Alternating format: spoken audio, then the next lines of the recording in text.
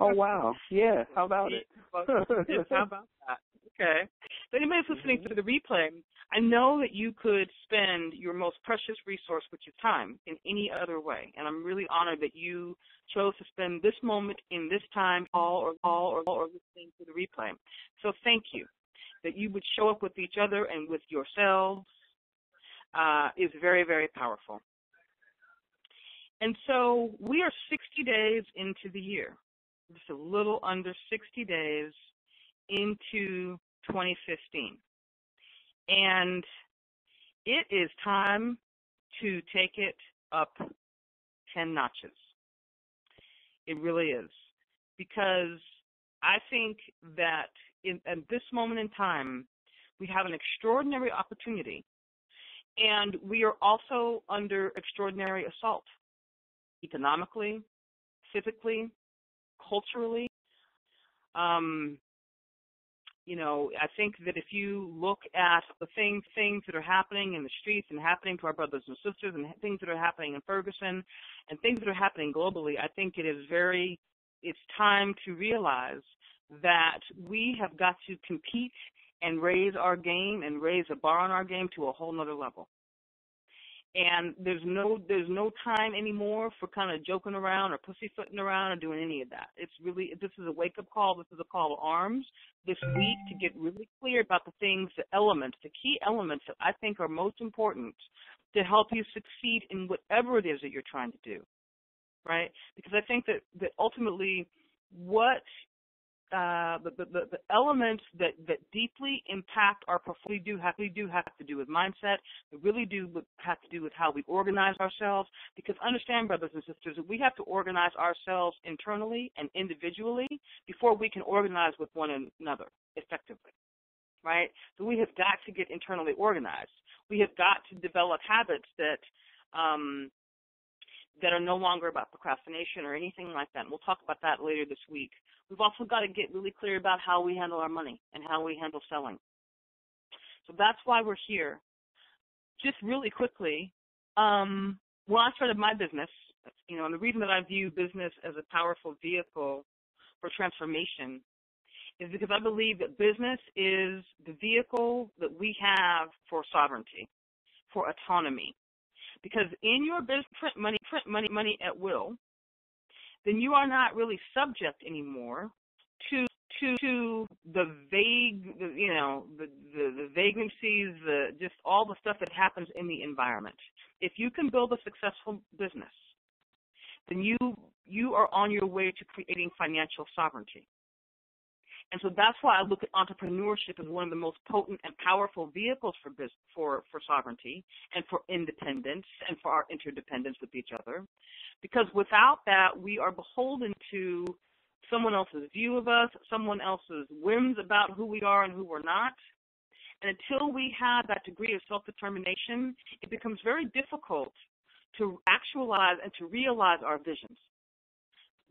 Business and entrepreneurship is a complete act. You're giving birth to something and nourishing and raising that's never been here before. It's like having a baby.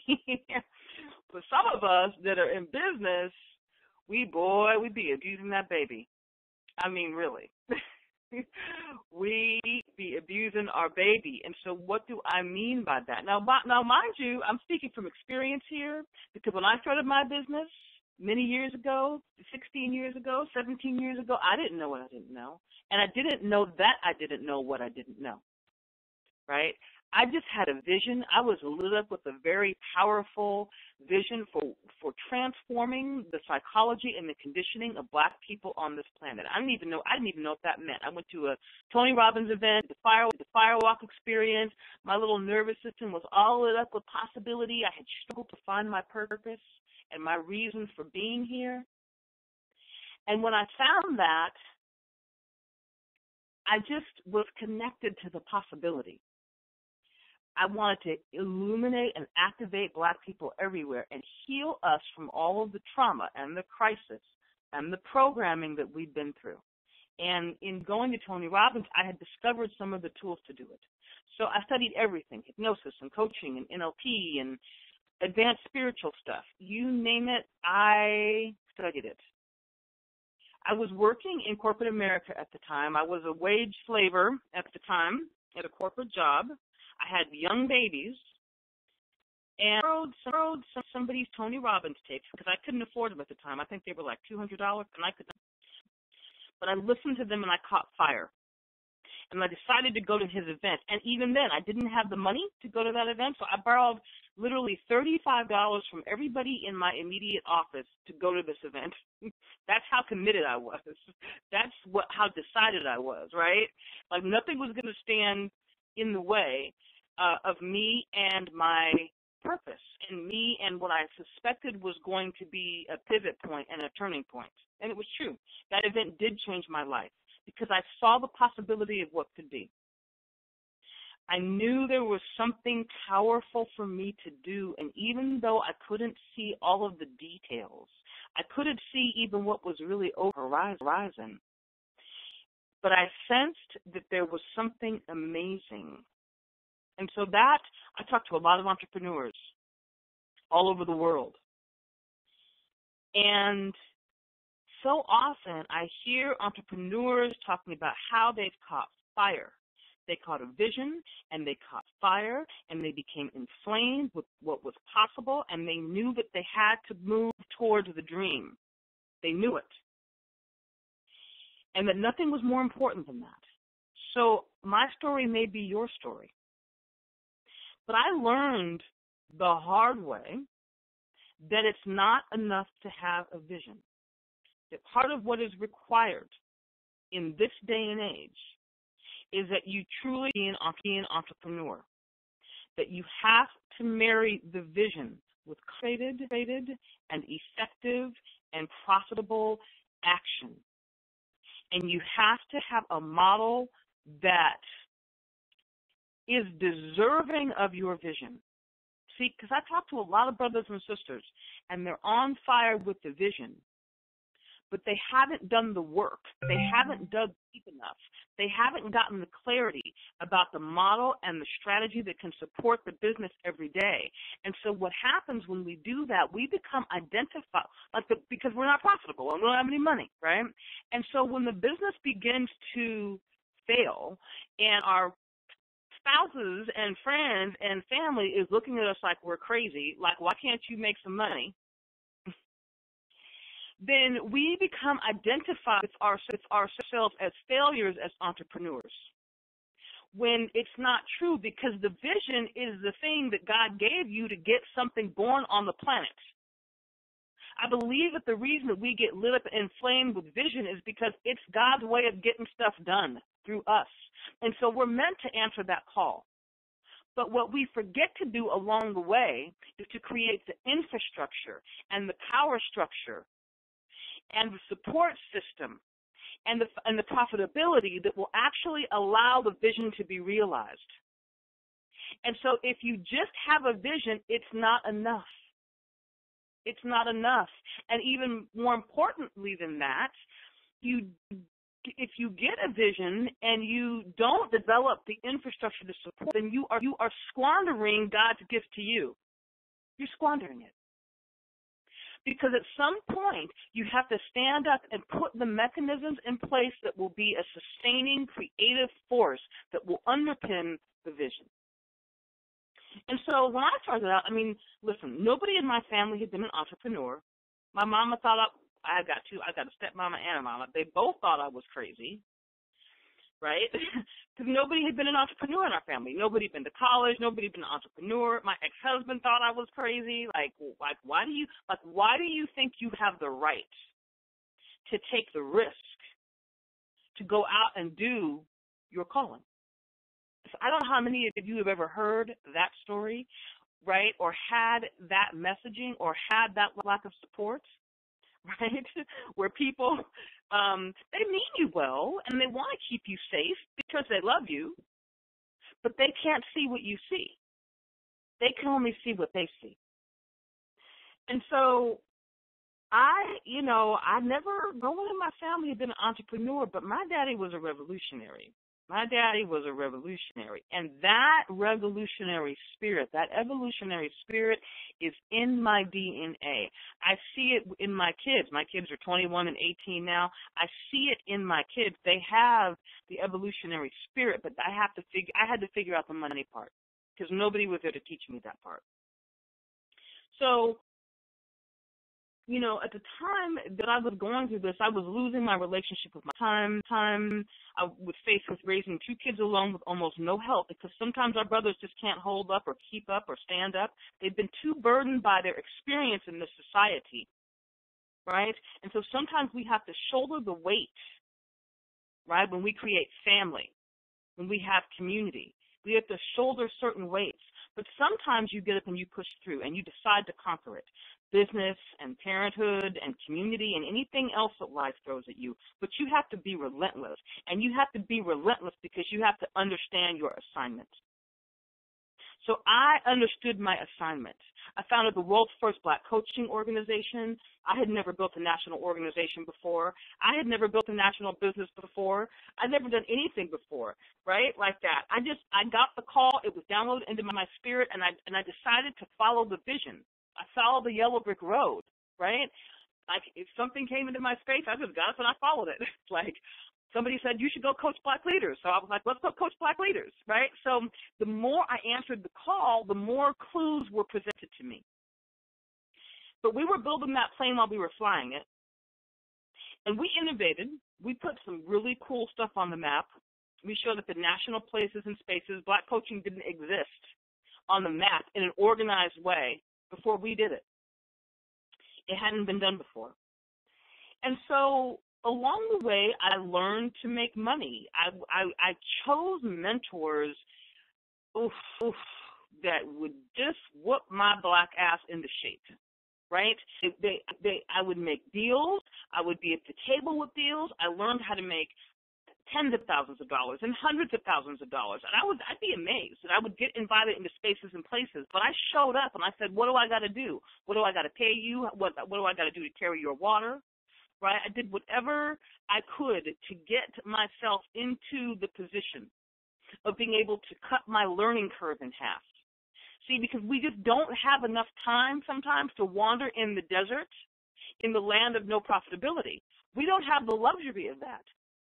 Right? If we listen, I'm in a $60,000 a year mastermind, right? And it's mostly white boys. And I promise you, if you understand the level of acceleration and the level of science that they are approaching, that they use, that they are deploying in their business, you would get up and change your game tomorrow. I promise you, because the stuff that they understand and know, they are charging $50,000 to know, and they get it. And they can, because they're applying a level of science and strategy to business that oftentimes we don't know nothing about it, right?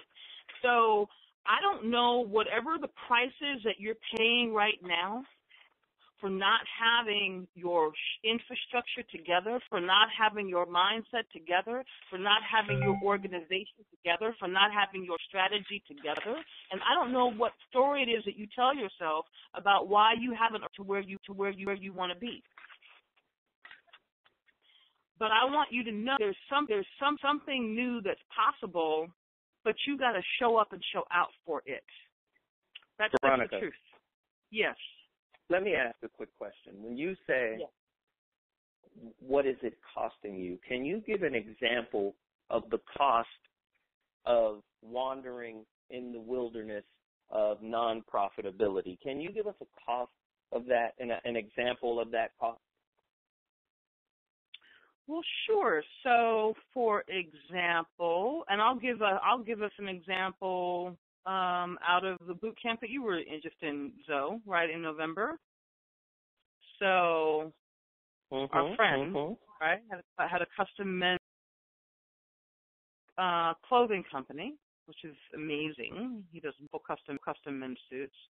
Stuck at a wage slave job.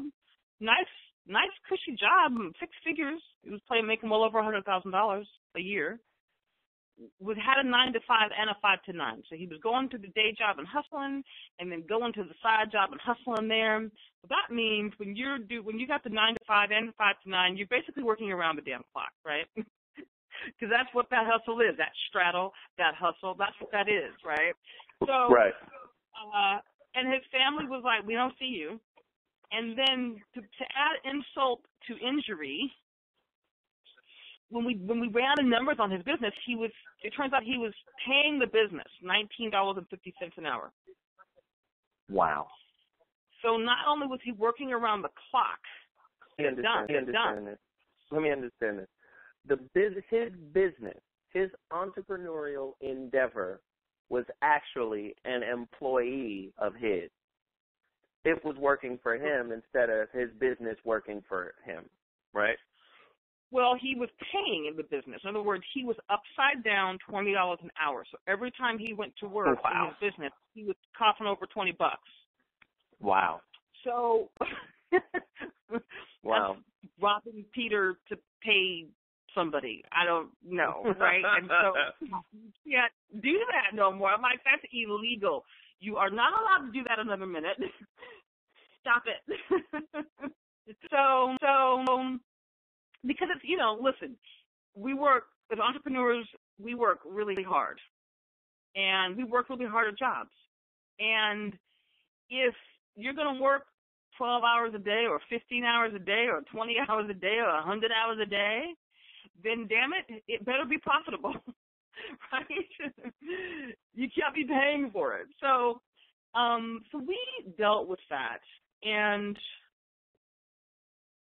so if you broadcast that, let's say he's working 60 hours in his business a month, right? And you multiply that times $20, then that adds up over time. But it's not just that. Part of what happens is the pain of the identity, the loss of identity of being an empowered entrepreneur. Because when you keep feeling like you're failing, then you become identified with that failure. And you keep taking that identity into your business conversations, right? So you show up like you paying your company $20 an hour, and people can smell that on you, right?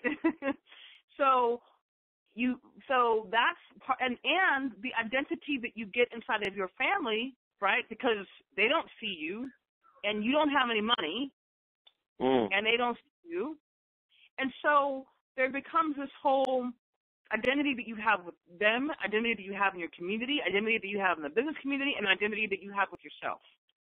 Wow. And it's very hard to operate outside of our identity. Right? It's very.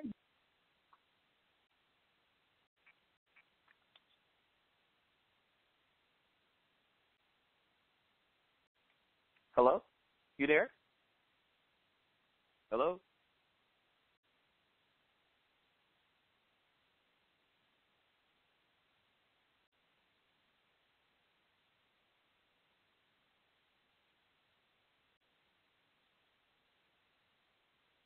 Hello?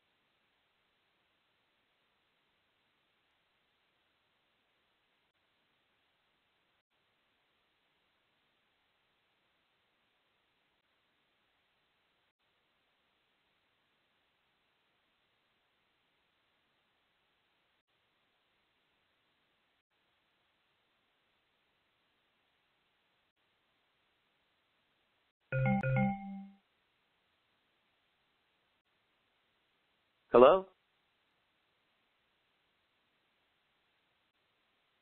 Hello, hello.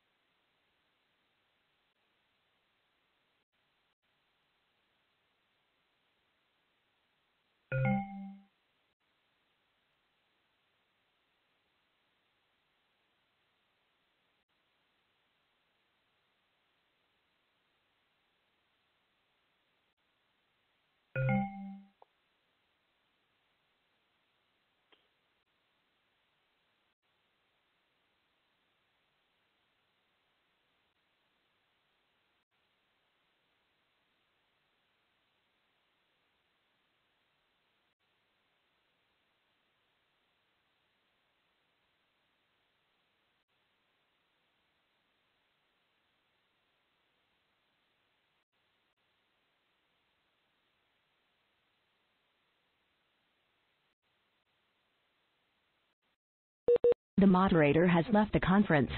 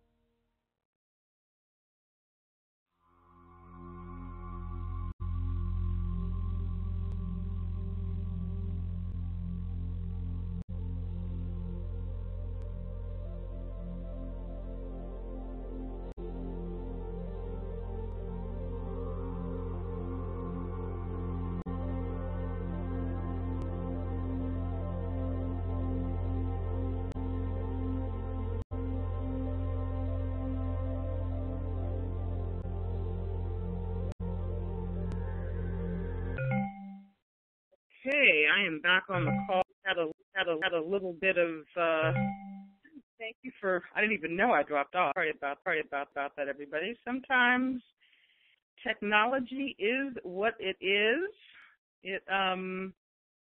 and it does what it does. So thank you for everybody that texted me and said, where are you? Thank you. I appreciate you. Okay, so welcome back. And so I want to talk about,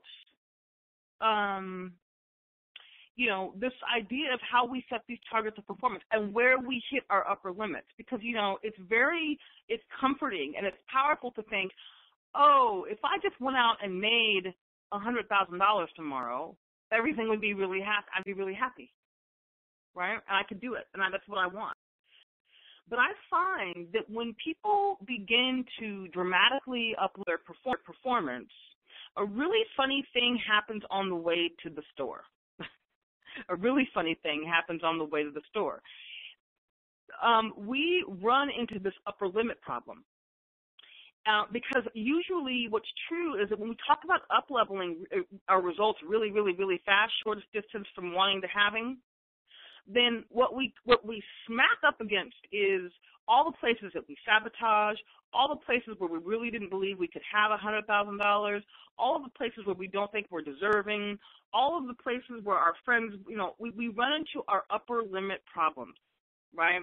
And we get scared and we don't even know it. So a lot of times when I'm working to bring them all the way up to, and I begin to have them really push on their comfort zone in terms of what they're capable of, one of the things I have to check in with and deal with is where do they get stuck?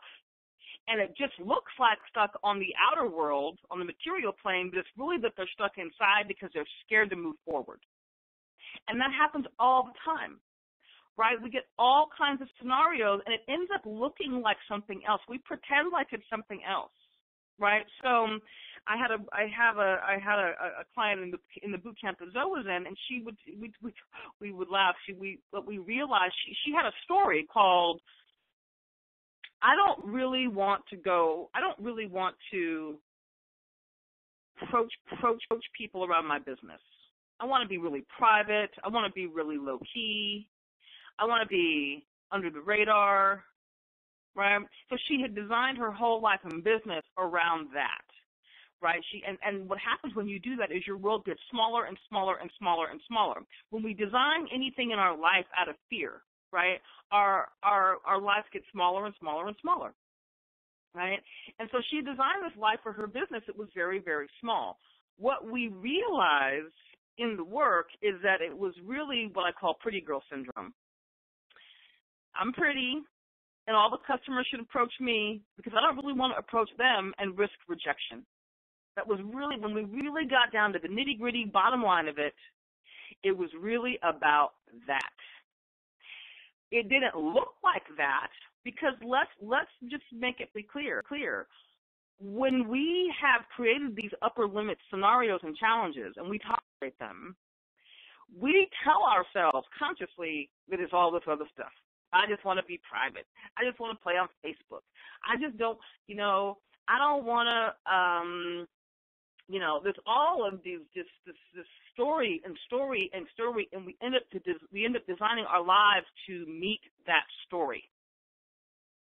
Not realizing that what's at the root of that story and the root of our design of our life and business is our fear that we don't want to acknowledge and that we don't want to face and that we may not even be aware of because so often our identity beliefs and our fear beliefs are the water in which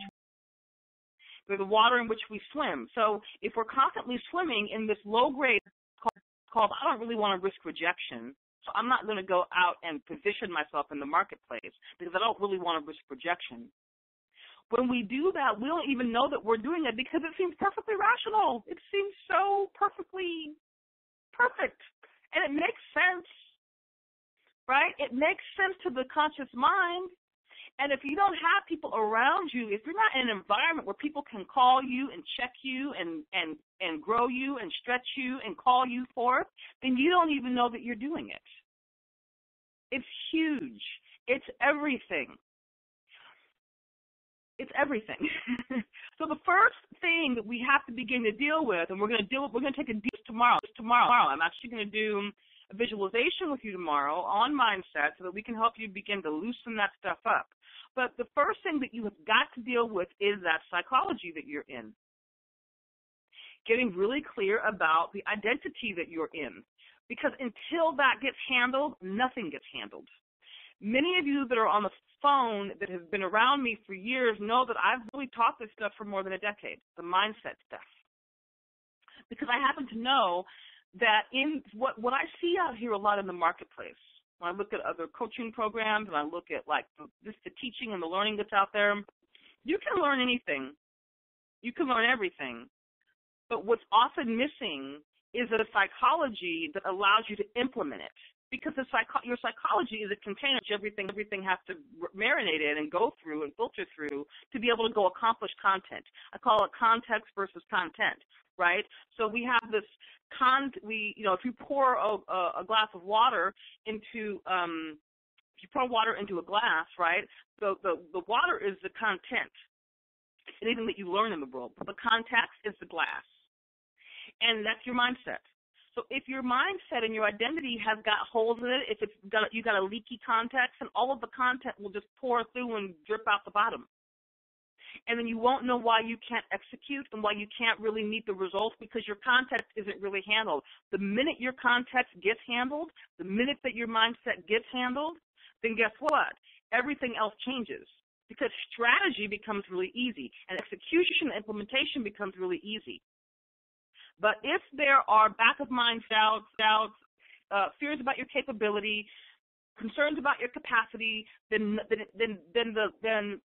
content has nothing to stick into. It just leaks out. So at every new level of performance, we have got to get that handled. And we're going to take a deeper dive into that tomorrow. On Wednesday, we're going to talk about organization and procrastination and getting big things done now. Procrastination is really nothing more than fear. Period. The reason you procrastinate is because you think that taking action will be more painful than inaction. And you really see it vividly, that taking action will somehow be more painful than staying where you are. And until we change that picture in our mind, we tend to not take action, right? And this can be, it can be so crippling and so devastating and so debilitating because one of the things that I often find is that when we begin to climb down into people's stuff around why they're not in action, it can be, I find incredible things. I have very courageous people that work with me. We find molestation. We find people that have witnessed people getting shot. I find people that, there's all kinds of deeper seated issues that create a fear of action, especially a fear of action and action that you know is going to lead to bigger and better outcomes. There is so often a fear of something, and until you understand what it is that you really are picturing and what you're really perceiving, your subconscious mind won't let you take right action. Because if it sees what you're doing is more painful than staying the same, it will not move. You will not move. Your subconscious, it can't tolerate it. It can't tolerate moving towards what it perceives to be as pain, So I remember when I was first launching the Black Mastery program, many of you have that program, I couldn't figure out why I was procrastinating around releasing it. I had worked on it for all these years. I had put my foot into it. I hired all the best people. I had a launch date scheduled. I had partners, and I was really scared, and I just wouldn't move. And I didn't tell myself I was scared out loud. I just I just kept avoiding all the things that I knew I needed to do to make it happen. When I really went deeply inside of it, I realized that I have the subconscious, deep-seated belief that if I took action and released it, that they would come after me like my father, that they would put me in jail, that I would end up dead. Now, that's not a rational thing, but it is something that got imprinted for me from my early experience that I was now responding to later in life, that I didn't know I was responding to, and it was affecting my capacity to function in my business, right? You wouldn't necessarily think that, right, that I've done a lot of work around my early childhood because I've been through so much, right, so much trauma as a daughter of the revolution. But I thought I had gotten that part handled. But you can always know, brothers and sisters, that you don't have something handled because you're in a state of procrastination. So, you can, so I'll give you a quick exercise that you can do. And again, we're going to climb into this more deeply on Wednesday. You can draw a piece of paper and say what I want. Here's what I want. And here's what I'd rather have. Here's what I want. Here's what I'd rather have. So what I say I want is $100,000 in business. But what I'd rather have is the freedom to not have to show up with that level of responsibility. What I say I want is to be able to travel the world and travel with my business. But what I'd rather have is not to have the burden of going out and putting myself out there, the burden of, I don't want to be unsafe. I don't want to have to go travel. I don't want all the hassle that comes with it. That's what I'd really rather have. I say I really want a high-performing, high-octane business, but what I'd rather have is like playing on social media all day. So much of what we do is so that we don't have to experience pressure or so that we don't have publicly. So we don't have to sell publicly, right? So if you really want to know what you really think about your business and why you don't take action on certain things, just do that exercise, what I want and what I'd rather have. And be butt naked honest about what that really means. Because the truth is always in the actions that you take or in the inaction, right? So, again, procrastination is all rooted in fear. A lack of organization is just rooted in not having boundaries, right? So if procrastination is rooted in fear, then a lack of organization and chaos is rooted in not having enough boundaries. The inability to say no powerfully to certain things. So a lack of organization has to do with standards and boundaries and the things that you protect and that you want to hold as most precious. You will find a way to organize those things so that they are implementable and executable. But oftentimes when we deal with that issue around chaos, when people have chaos in their lives, it's because they've said yes to too many things. Let me say it again. When people have chaos in their lives, it's because they have said yes to too many things and they haven't said no to enough things. When you say no with congruence and with power and with clarity and with certainty, then guess what? Your life takes on a new sense of definition. Because what you say yes to and what you say no to absolutely defines experience and your business experience. And I know that sounds simple and simplistic, but it is the truth. So we're going to deal with that, right? How is it that you tolerate chaos? And what is it that's the underlying story that has you tolerate? And that chaos can be systems in your business. Chaos can be relationships that are out of whack that you haven't had a courageous, pivotal conversation around. Chaos can be tolerating, messiness in your environment, in your office, anything that makes you glitch every time you see it, anything that makes you feel bad about anytime you see it, anything that lowers your self-concept, your self-esteem, sense of identity anytime you see it, that is a toleration. That is because you haven't raised the standard to say you don't have a big enough yes, but you'll say no to all of that stuff that encroaches into your environment, that encroaches into your space. We got to say some really powerful no's. And by the way, no is a complete sentence. No, period, requires no explanation. Right? So a lot of times when we have chaos in our lives, it's around people and things. Right? People, situations, and things. Right? And we tolerate things around them, and the tolerate, the more we back up and jam up, and the less flow we have, the less freed up we are to create flow and ease and power and potency in our lives, because energy is a flow. And when your energy is all jammed up in a bunch of stuff that makes you feel like crap, then that energy is unavailable for you to go put into your money making, to go put into your business. See, we don't understand the price that we pay for entertaining friction. Friction meaning, you know, I always say, and I love all of y'all that are on the East Coast that are going through this weather, which is, I talked to somebody a couple of days ago in back east in D.C., and he's like, oh my God, like from point A to point B, it's so difficult, and it's so they have to come and clear everything out, and it's like, it's just like moving. That's called friction, right? You're in an environment where every time you go to move, something hinders you, something inhibits you, something slows you down, something thwarts you, something stops you. When we have lives where we are tolerating a bunch of stuff around situations, people, and things, then we have, by definition, said yes to friction and said no to really moving powerfully and with passion and with purpose. We say no to that because we're tolerating friction. Right?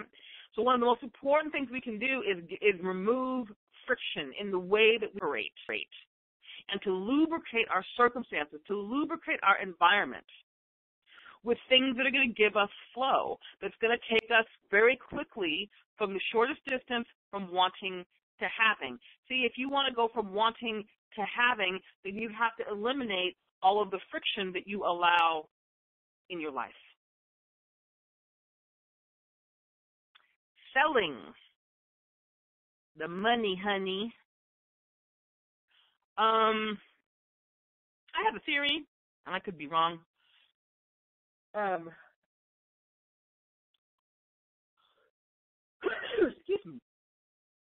Excuse me.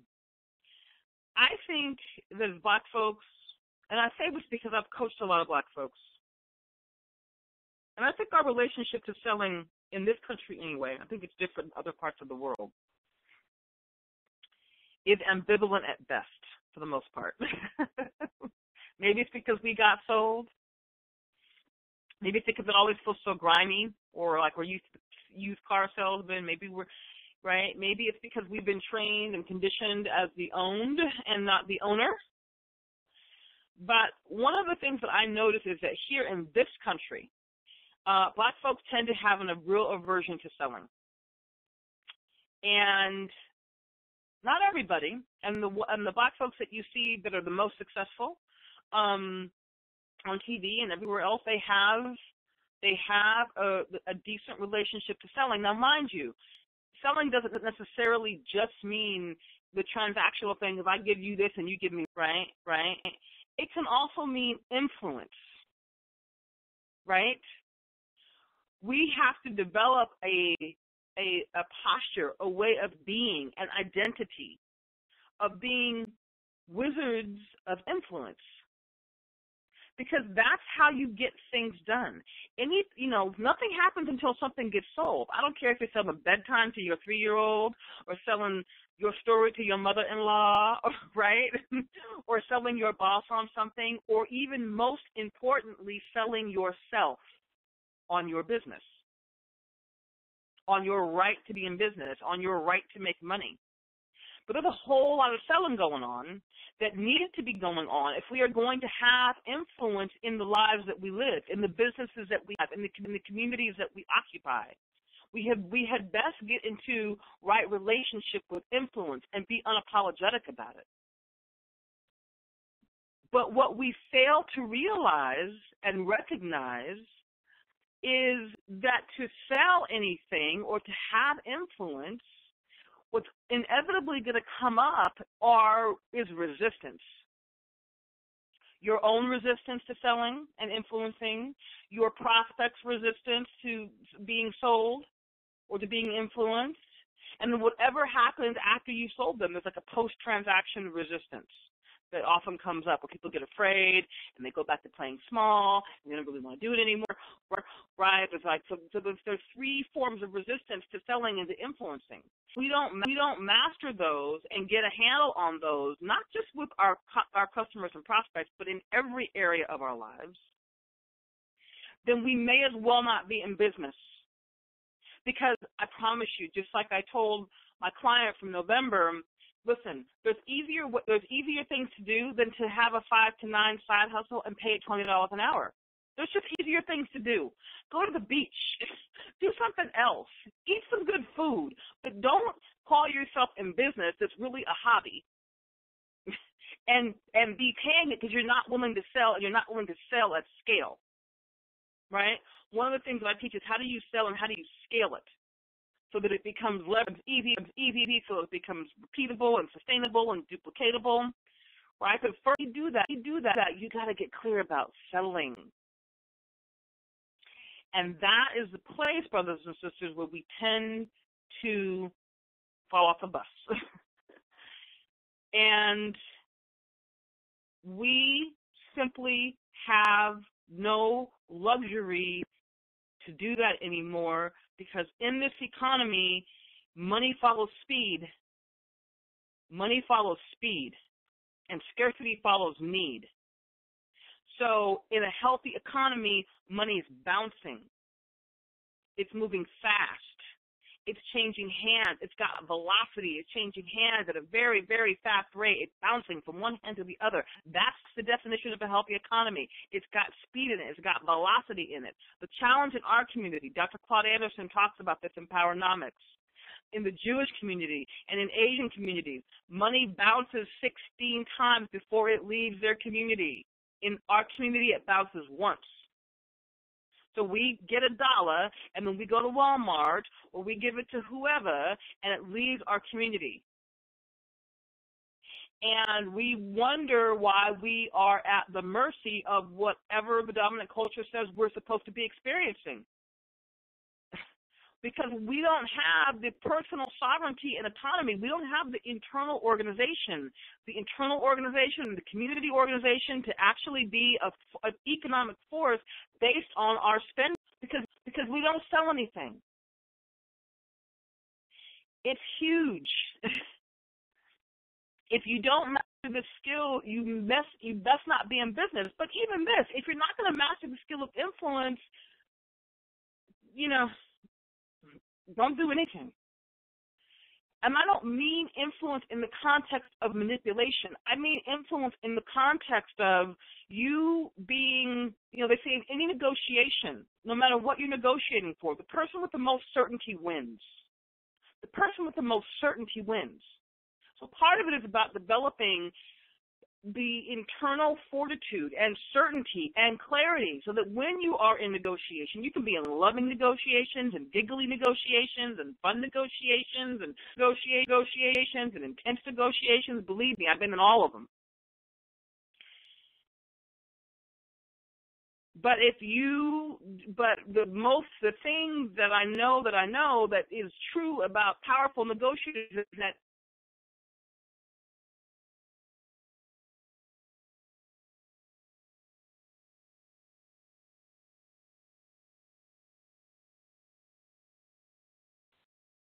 The moderator has left the conference.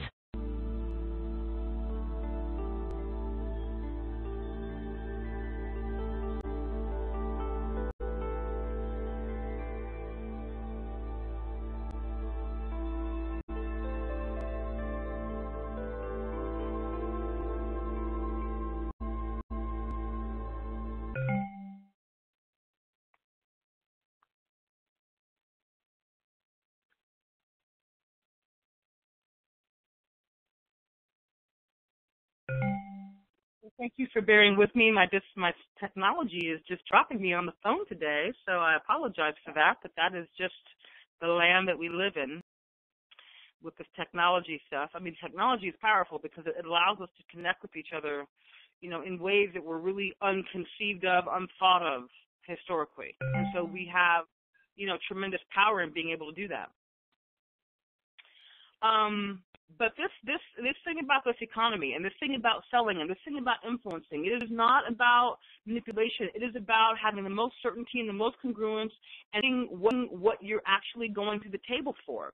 See, I think that as brothers and sisters, sometimes we don't play to win, especially if we're going up against the dominant culture. We don't play to win. We just play not to lose. We just hope we ain't going to lose. But we're not playing to win. Take all the money, take all the power, take all the whatever, right? Take all the resources. We're not playing to win. We're just kind of playing not to lose. Because they have the most certainty. They're the most congruent about it's all theirs. We got to get congruent. That's what mastery is to me. That's why we're doing the series this week called Black Mastery Month. It's the last week of the month, and I just figured you would need a shot in the arm to not be about your history and what's happened to us, but about your mastery and who you're going to decide to be going forward. Who you will decide to be, because a master is an original copy of the creator. Ray Charles said in the movie Ray, he said a line that made him a lot of money. He said, bring me the masters. What was he asking for? Because the term master can apply to people or it can apply to things. But a master, he was asking for the original copy of his creation. We are the original copies of the creator. We are our original creation. And we best start acting like it. So what we're going to do this week is we're going to give you some tools so that you can start acting like it. And some of you are, and some of you could use more. Some of you need to come from par to power, or, go from subpar to par, right, where you've been struggling. And because, again, I built this whole series of trainings on the feedback that I got from the survey from some of you, right? And so there's a lot about, I've been procrastinating. I can't seem to break through and get past my mental roadblocks, and I don't understand why I can't. I know that I'm capable of a lot. I know that I can do a lot, but I just can't seem to break through. So some of you are at subpar. In other words, for you to just move into some sense of peace and confidence and clarity and certainty would be enough, right? So you got to go from subpar to par, right? But you've gotten so beat up in your circumstances and so beat up with what you've been tolerating and so beat up with the money situation and so beat up with the girlfriend situation or the boyfriend situation, right, that you become identified with what you perceive your failure. You're at subpar, right? So some of you this week are going to move just from subpar to par, which is great. Because anytime we can take those leaps, anytime we can up-level ourselves, we serve ourselves, we serve our community, we serve our family. Some of you need to move from par to power. Some of you need to move from par to power, where it's you're going along and it's cool and it's fine and it's and it's cool, but what if I could bust through the limits of my mindset? What if I could bust through the limits on how I structure my environment and my business and my stuff so that I can really be even more effective? What if I could bust through this thing on selling? What if I could have a money breakthrough to me up, to never have to worry about money again, to never have to go to a job again? What if I could do that, right? So that's what we're going to deal with this week, and that's where we're going to travel this week. And so I'm honored to have you with me on the journey, honored. The calls are going to be, the rest of this week, they're going to be at 4:30 Pacific, 7:30 Eastern. That's every day this week. If you've registered for this call, which is why you're here, you'll get details for the call for the rest of the week tonight. But mark your calendars for 4:30 Pacific, 7:30 Eastern for the rest of this week with a special call on Friday, the new Black Power now. What time is it? How are we going to get the new Black Power now? Zoe, I hear you out there. Do you have any final thoughts before we close? Well, you already know how I get down. And the bottom line is, the thing that bothers me about our people, we good for a rally. We love to march. We love to rally. But then what happens after the rally is over?